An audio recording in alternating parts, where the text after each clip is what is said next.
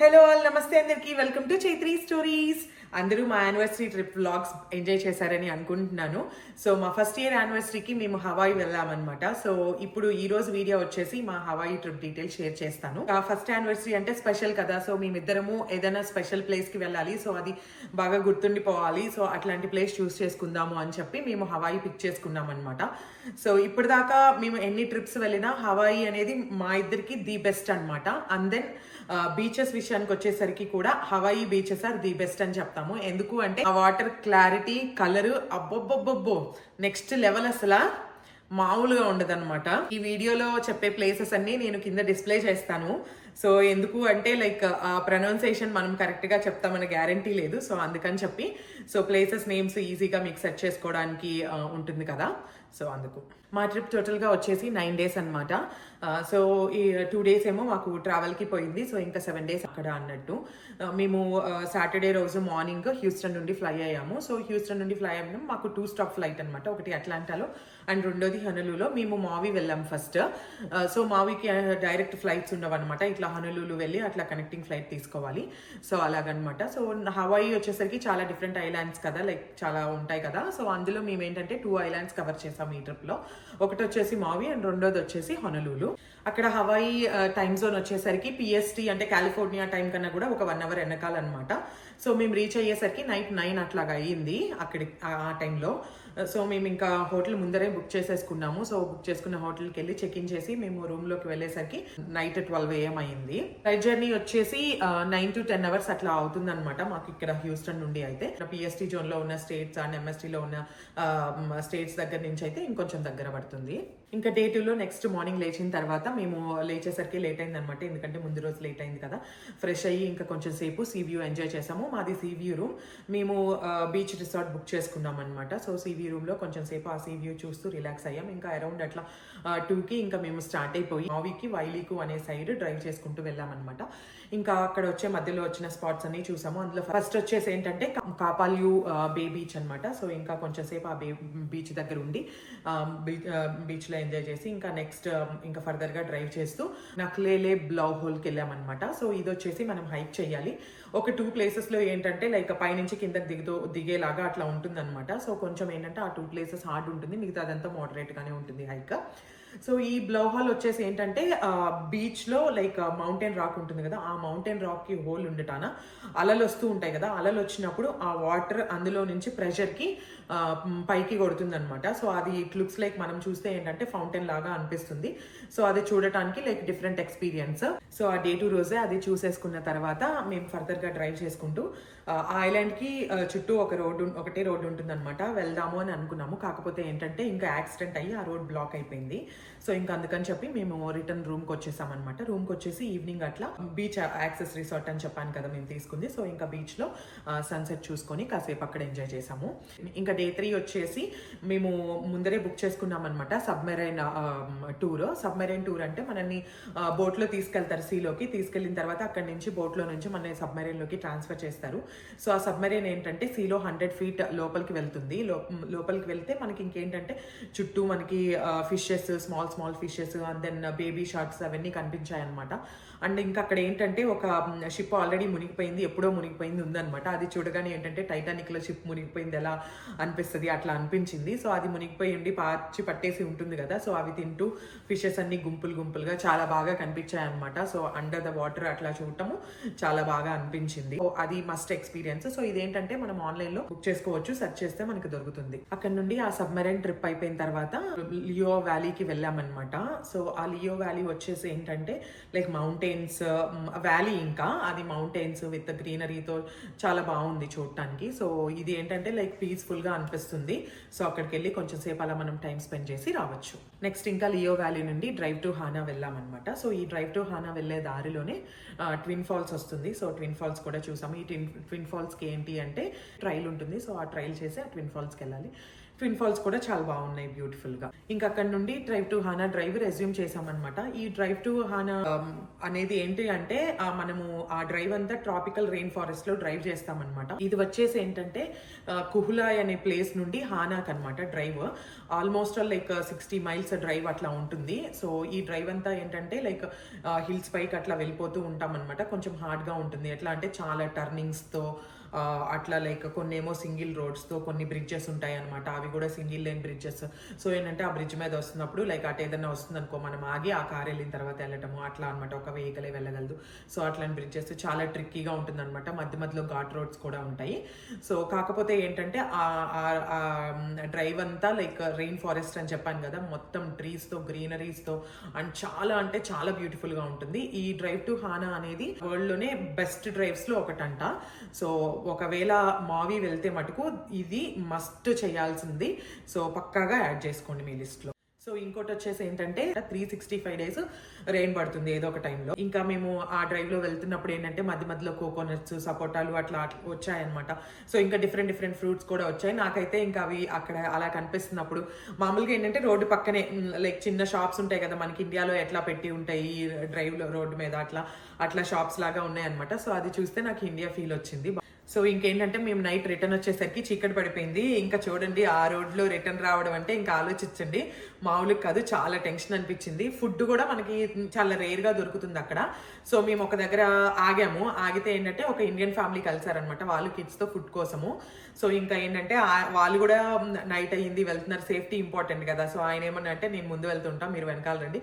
So ఏంటంటే ఒకరికొకరం కొంచెం తోడుగా ఉంటాం కదా అని చెప్పి ఇంకా అట్లా వాళ్ళని ఫాలో అవుతూ వెళ్ళామన్నమాట. ఇంకోటి ఏంటంటే కిడ్స్ ఉన్న వాళ్ళు ఎవరిమైనా మెయిన్ గా గుర్తుపెట్టుకోవాల్సింది ఏంటంటే అక్కడ ఫుడ్ ఎక్కువగా దొరకదు. మహా అయితే 1 or 2 places, అది కూడా ఏంటంటే 8 లోపు క్లోజ్ అయిపోతుంది. Day 4 ఇంకా మార్నింగ్ మేము స్నార్కలింగ్ కి వెళ్ళామన్నమాట. ఈ స్నార్కలింగ్ వచ్చేసి బిగినర్స్ కి చేయించే స్నార్కలింగ్. సో అందులో ఏంటంటే వాళ్ళు కొంచెం సేపు టీచ్ చేయించి మనతో చేయిస్తారు. చేయించేటప్పుడు ఏంటంటే వాళ్ళు గైడెడ్ టూర్ అనుకోవచ్చు ఇది. సో వాళ్ళు కూడా ఉంటారనమాట, మన అబ్జర్వ్ చేస్తూ ఉంటారు. సో మనకైతే ఇంకా భయం లేకుండా మనం చేయొచ్చు. ఏ మాటగా ఆ మాటే చెప్పాలి, స్నార్కలింగ్ మటుకు ది బెస్ట్ ఎక్స్పీరియన్స్. అసలు ఏంటంటే అది ఎక్స్పీరియన్స్ చేయాల్సిందే. ఫోటోల్లో చూస్తే మాటలతో చెప్తే అర్థం కాదు. ఎందుకంటే మనం అట్లా కిందకి వెళ్ళి సో ఏంటంటే ఆ ఫిషెస్, రీఫ్స్, లైక్ ఆ కోరల్స్ అవన్నీ చూస్తాం కదా. So that is different experience. ముందు సబ్మెరైన్ లో చూసాం కదా, సో అది కూడా అలాగే. కాకపోతే ఏంటంటే సబ్మెరైన్ సీ మధ్యలో కదా, అది డిఫరెంట్. సో ఇదేంటంటే కోరల్స్, రీఫ్స్ అవి చూస్తాం అనమాట స్నార్కలింగ్ లో. అండ్ ఇంకోటి ఏంటి అంటే లైక్ స్కూబా డైవింగ్ అవి కూడా ఉంటాయి. సో కొంచెం బాగా స్విమ్మింగ్ అలా వచ్చిన వాళ్ళు అవి చేయగలుగుతారు. సో మేము ఏంటంటే మాకు స్విమ్మింగ్ వచ్చు, కానీ కొంచెం నాకైతే చాలా భయం అనమాట. సో అందుకని చెప్పి మేము ఇంకా బిగినర్స్ స్నార్కలింగ్ తీసుకుని చేసాము. ఇంకా అది అయిపోయాక మేము హెలికాప్టర్ రైడ్ తీసుకున్నాం అనమాట.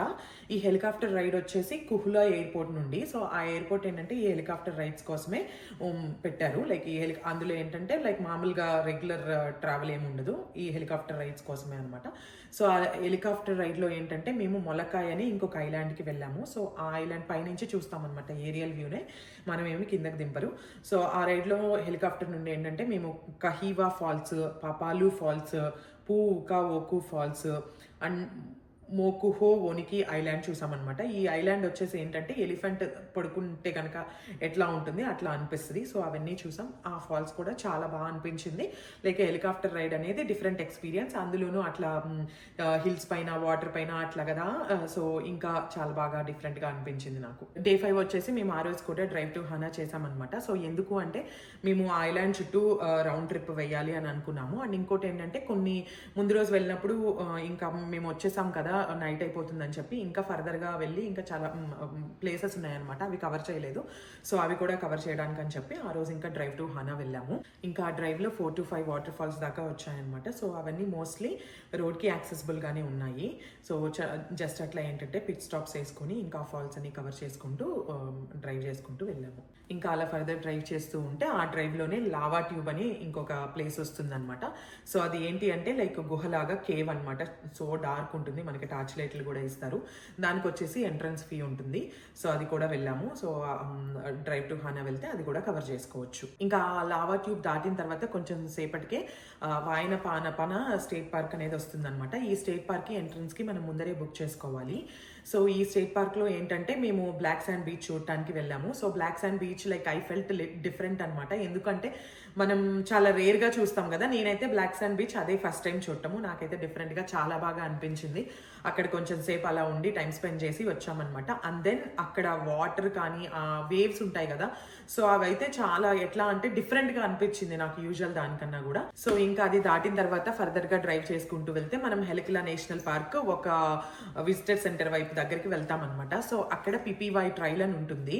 సో అదేంటంటే ఫస్ట్ అది చేద్దామని స్టార్ట్ చేసామన్నమాట. కాకపోతే ఏంటంటే అది చాలా లాంగ్ ఉంది, ఇంకా అందుకని చెప్పి మధ్యలో నుంచి వేరే చిన్న ట్రైల్ ఉంటే ఇంకా అది తీసుకున్నాము. ఆ ట్రైల్లో నుంచి వెళ్తుంటే నేను నేరేడుకాయ చెట్లు కనిపించాయి అనమాట. నాకు నేరేడు పళ్ళు కూడా దొరికాయి, 1-2 తిన్నాము. ఫర్దర్గా ట్రైల్ చేసుకుంటూ వెళ్తే మనకి బీచ్ వ్యూ కనిపిస్తుంది అనమాట. సో ఏంటంటే బీచ్ వ్యూ అంటే బీచ్ లాగా కాదు, లైక్ కొండపైన ఉంటాము, కొండపై నుంచి మనకి వ్యూ కనిపిస్తుంది.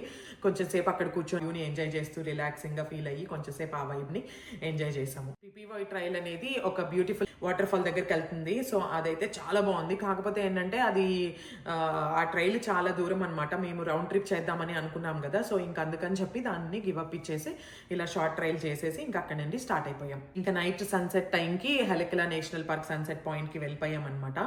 సో ఇది వచ్చేసి 11,000 feet ఎలివేషన్లో ఉంటుంది. మనము ఏంటి అంటే ఇది డ్రైవ్ చేస్తూ ఉంటే మనం క్లౌడ్స్ దాటేసి పైకి వెళ్తాం అనమాట. సో ఆ రోజు మేము వెళ్తున్నప్పుడు రెయిన్ పడుతుంది. సో క్లౌడ్స్ కింద వరకు ఉన్నంత వరకు రెయిన్ పడింది అనమాట. క్లౌడ్స్ దాటిన తర్వాత రెయిన్ లేదు. సో ఐ ఫెల్ట్ డిఫరెంట్, ఎందుకంటే అట్లాంటి ఎక్స్పీరియన్సెస్ మనం రేర్గా ఫేస్ చేస్తాం కదా, చాలా డిఫరెంట్గా బాగా అనిపించింది. ఇంకా ఏంటంటే మనం క్లౌడ్స్ దాటేసి మనకి క్లౌడ్స్ అంతా కనిపిస్తూ ఉంటాయన్నమాట.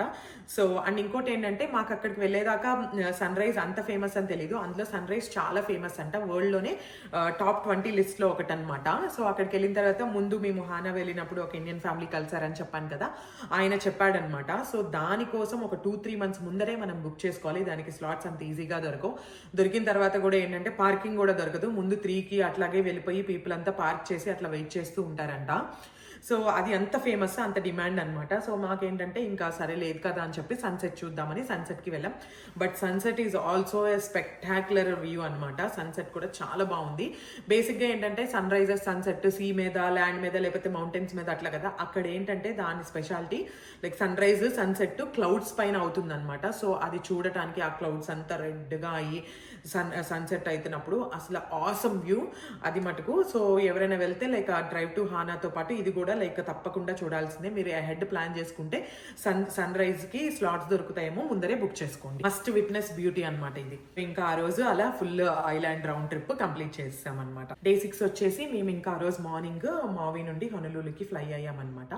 సో హొనలూలు వెళ్ళిన తర్వాత మేము బీచ్ యాక్సెస్ ఉండే హోటల్స్ బుక్ చేసుకున్నాం. మోస్ట్లీ ఇంకేంటంటే ఈ ఐలాండ్స్లో బీచ్ యాక్సెస్ ఉండేలాగే అట్లాగే ఉంటాయన్నమాట. సో బుక్ చేసుకున్నాం. సో ఏంటంటే ఇంకా ఆ రోజు మేము బీచ్లో ఎంజాయ్ చేసాము. సో ముందర మనము స్నార్కలింగ్ నేర్చుకున్నాం కదా కొంచెము. సో ఇంకా ఆ ప్రతిభంతా చూపిద్దామని చెప్పి స్నార్కలింగ్ కోసం గ్లాసెస్, ఆ ట్యూబ్ ఉంటుంది కదా, ఇంకా అవి కొనుక్కొని ఇంకా అక్కడ కొంచెం సేపు స్నార్కలింగ్ అట్లా చేసామన్నమాట. సో ఇంకోటి ఏంటి అంటే అక్కడ నాకు పర్టికులర్గా నచ్చింది, వాటర్ అంటే భయం ఉండి అలా ఉన్న వాళ్ళకి సో సీలోనే మనకేంటి ఒక పూల్ లాగా డివైడ్ చేసి కొంచెం గోడలాగా కట్టారనమాట. సో మనం ఏంటంటే కొట్టుకెళ్ళిపోతాం అన్న అట్లా భయం లేదు, ఇంకా అక్కడ ఎంజాయ్ చేసుకోవచ్చు. అక్కడ కొంచెం సేపు స్నార్కలింగ్ చేసాము, విడిగా బీచ్లోను కొంచెంసేపు చేసామన్నమాట. అండ్ ఇంకోటి ఏంటంటే స్నార్కలింగ్ చేసినప్పుడు కనిపిస్తున్నాయి కదా, సో ఫొటోస్ తీద్దామని చెప్పి చందు ఫోన్ యూజ్ చేసాము. ఐఫోనే కదా, వాటర్ ప్రూఫ్ కదా అని యూజ్ చేసామన్నమాట. కాకపోతే ఏంటంటే సాడ్ థింగ్, కొంచెం సేపు అయిపోయిన తర్వాత ఆ ఫోను బకెట్ దన్నేసింది. ఎందుకంటే బాగా ఫుల్గా వాటర్ తాగేసినట్టుంది, ఇంకా బకెట్ దన్నేసింది. ఇంకా ఆ రోజు నైట్ మేము వైకీకి సన్సెట్ లువావు అటెండ్ అయ్యామన్నమాట. లువావు అనేది ఏంటంటే హవాయి వాళ్ళ ట్రెడిషనల్ ఫెస్టివల్ ఈవెంట్ లాగా చేస్తారు. సో అది వచ్చేసి డిఫరెంట్గా జరుగుతుంటుంది మావిలో. ఇంకా అన్ని దగ్గరలో ఉంటూనే ఉంటుంది. మనం ఇంకా ఆన్లైన్లో చూసుకొని మనకి ప్రైస్ అండ్ దెన్ అక్కడ చేసేవి థింగ్స్ ఏమున్నాయి వాటిని బట్టి చూసుకొని మనం బుక్ చేసుకోవడమే. మేము ఆ రోజు బుక్ చేసుకున్నాము. మేము మావిలో ఉన్నప్పుడే మా యానివర్సరీ డే ఉందన్నమాట. బట్ ఏంటంటే మాకు వెళ్ళడానికి అవ్వలేదు, ఇంక ఇట్లా తిరగడానికి అట్లా సరిపోయింది. సో ఇంకా ఈ రోజు మనము లైక్ అట్లా వెళ్ళి డిన్నర్ డేట్ లాగా సెలబ్రేట్ చేసుకుందాం అని చెప్పి ఇంకా అలా వెళ్ళాము. మాకైతే ఆ లువావు బాగా నచ్చింది. బికాజ్ ఎందుకంటే వాళ్ళు మ్యూజిక్, డాన్స్, ఫుడ్ అండ్ డాన్స్తో లైక్ మ్యూజిక్తో ఏంటంటే వాళ్ళ కల్చర్ ఎలా ఉంది ఏంటి ఎలా ఉండేది లైక్ అవన్నీ చూపించారనమాట. అండ్ నాకైతే వాళ్ళ కల్చర్ అదంతా చూసినప్పుడు దట్ ఈస్ సిమిలర్ టు మన ఇండియన్ కల్చర్. సో అందుకని నేను బాగా కనెక్ట్ అయ్యాను. ఇంకా డే 7 వచ్చేసి బ్యోదోయిన్ టెంపుల్ కి వెళ్ళామన్నమాట. ఈ బ్యోదోయిన్ టెంపుల్ ఏంటి అంటే బుద్ధా టెంపుల్. సో చాలా లైక్ వాస్ట్ ప్లేస్ లో టెంపుల్ కట్టి ఉంటుంది.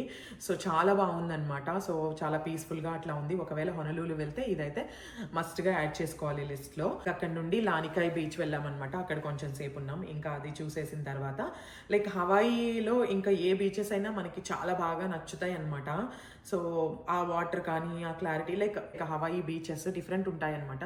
నాకైతే ఫేవరెట్ హవాయి బీచెస్ మటుకు. సో ఇంకా లానికా బీచ్ లో కొంచెం సేపు ఏంటంటే ఉండి లైక్ డ్రోన్ వ్యూ షాట్స్ అలా తీసుకున్నాము. ఇంకా అక్కడ నుండి హలోనా బ్లో హాల్ కి వెళ్ళామన్నమాట. సో ఇంకా ఇది వచ్చేసి దాని దగ్గర ఏంటంటే క్రేటర్ ఉంటుంది. సో ఇంకా అక్కడ బ్లో హాల్ అంటే చెప్పాను కదా ఇంకా వాటర్ వచ్చి అట్లా. సో అది కూడా చూడటానికి చాలా బాగుంది. ఇంకా ఆ డ్రైవ్ లో అన్ని చూసుకుంటూ ఇంకా ఏంటంటే సన్సెట్ కోసం అని చెప్పి వైకికి బీచ్ వెళ్ళాము. ఎందుకు అంటే వైకికి బీచ్ లో సన్సెట్ చాలా ఫేమస్. అది కూడా వన్ ఆఫ్ ద ఫేమస్ అంట. సో ఇంకా అందుకని చెప్పి మేము సన్సెట్ క్యాప్చర్ చేసాం. మేము మోస్ట్లీ ట్రిప్స్ వెళ్తే ఇట్లా బీచెస్ ఇట్లాంటి మౌంటైన్స్ ఏవైనా కానీ మా ట్రిప్లో like most of the times like sunset sunrises capture చేసుకుంటాం. ఎందుకంటే ఎంతైనా సన్ రైజెస్ సన్సెట్ చాలా బాగుంటుంది కదా. డే 8 వచ్చేసి ఇంకా ఆ రోజు మాకు రిటర్న్ ఫ్లైట్ ఉందన్నమాట ఈవినింగ్ 7 అట్లాగా. సో ఇంకా మధ్యాహ్నం నుంచే స్టార్ట్ అయిపోవాలి కదా, ఎక్కువ టైం లేదు అని చెప్పి ఐలాండ్ లో డ్రైవ్ చేద్దాంలే. సో జస్ట్ అట్లాగా అని చెప్పి ఇంకా ఐలాండ్ లో డ్రైవ్ చేసుకుంటూ ఇంకా మధ్యలో వచ్చే పాయింట్స్ అట్లా చూసుకుంటూ వెళ్ళామన్నమాట. అండ్ ఇంకా ఆఫ్టర్నూన్ లంచ్ చేసేసి ఎయిర్పోర్ట్ కి స్టార్ట్ అయిపోయాము.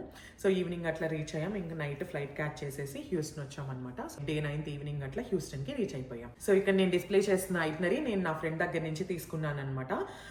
ఆల్మోస్ట్ మేము ఇదే ఫాలో అయ్యాము. కొన్ని స్కిప్ చేసాం. ఏంటంటే మాకు టైం సరిపోక అందరిని వెళ్ళినప్పుడు క్లోజ్ ఉండటం అట్లా ఉండటానా. సో ఇంకా మేము హోటల్స్ ఏం బుక్ చేసుకున్నాం ఏంటి అని అడగద్దు. లైక్ అవన్నీ మాకేం గుర్తులేవు ఇప్పుడు.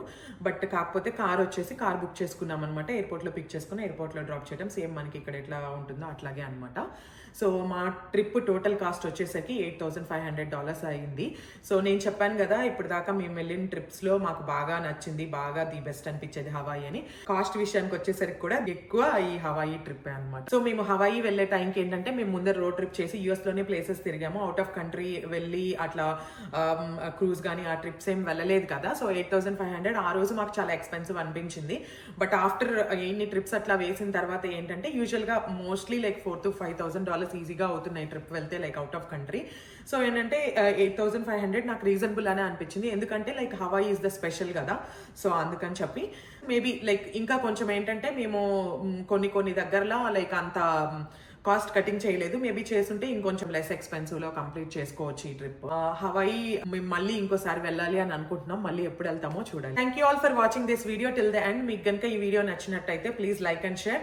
ఇంకా మన ఛానల్ కి ఎవరైనా సబ్స్క్రైబ్ చేసుకోకపోతే please subscribe. Stay tune for more videos.